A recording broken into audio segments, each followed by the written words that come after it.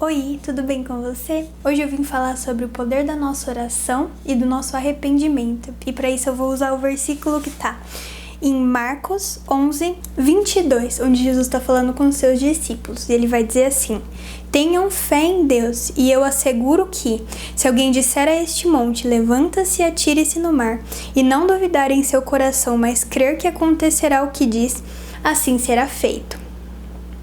Portanto, eu digo, tudo que vocês pedirem em oração, creiam que já receberam e assim sucederá.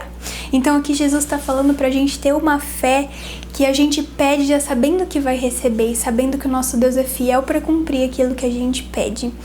E isso me faz ver que Jesus está falando e chamando a gente para ter orações mais ousadas e não oração só do nosso cotidiano.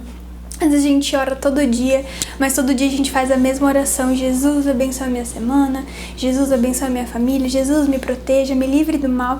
Mas Jesus está falando, se você orar para um monte, sair do lugar onde ele está e ir para outro lugar, assim será feito, se no seu coração você crê e se você não duvidar e já agir como se Deus tivesse feito.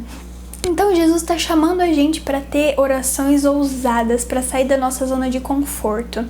E ele faz isso dando uma condição para a gente que vai estar na continuidade do texto, onde ele diz: e quando estiverem orando, se estiverem alguma coisa contra alguém, perdoem-no, para que também o Pai Celestial perdoe os seus pecados. Então ele está dizendo que para Deus ouvir a nossa oração e para ele nos perdoar, a gente precisa, antes disso, nos arrepender e perdoar aquela pessoa que a gente tem algo errado. Então, quando a gente se arrepende, quando a gente libera perdão, quando a gente fala: Jesus, eu sei que eu sou falha, eu sei que eu dependo de Ti, é por isso que eu tô aqui. Isso chama a atenção de Deus para nós, faz com que os ouvidos e os olhos dele se voltem para a nossa oração. Então esse deve ser o princípio da nossa oração, por isso Jesus está dando um conselho para a gente. E presta atenção que não é um conselho de qualquer pessoa, é o conselho daquele que um tempo atrás estava sentado do lado de Deus, então ele via isso na prática acontecendo no céu. Por isso que ele fala até: orem ao seu Pai Celestial. Então ele está falando de pai, intimidade.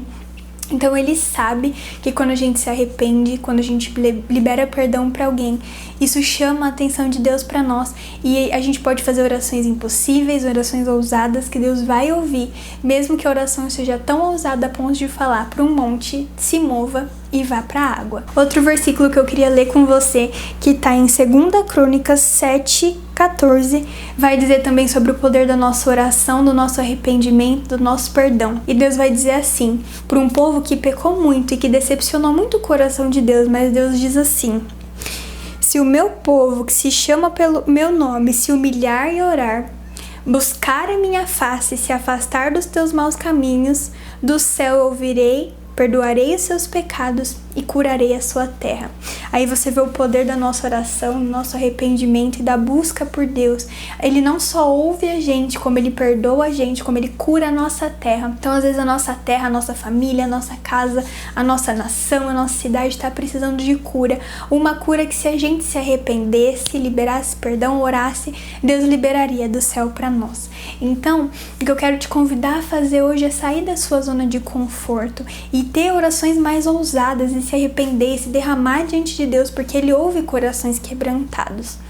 Então, se arrependa, libere perdão, se renda aos pés de Jesus, assuma que você é falho. Pai, tem dia que eu não consigo orar, tem dia que eu não consigo ouvir tua voz, eu não consigo obedecer, me perdoa por isso, é normal, a gente é falho. Se a gente não fosse falho, Jesus não precisaria ter vindo morrer por nós, né? Então, é porque nós somos falhos e pecadores que o sacrifício dele nos salvou. Então, a gente tem que sempre assumir isso diante dele.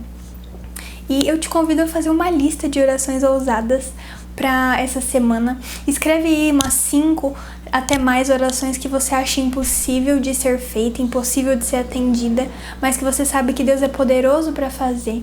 Fazendo isso, você vai trabalhar a sua fé em crer em um Deus todo-poderoso. E então, ore sempre por essa lista. Fale: Deus, essas são minhas orações impossíveis que eu entrego diante de Ti. Orações ousadas, como falar um monte para mudar de lugar, e eu coloco diante de você. Não sei qual vai ser a sua oração para que a nossa terra seja curada, para que a fome no Brasil se extingue, mas faça orações ousadas, porque o nosso Deus é poderoso para fazer. Beijo, tchau!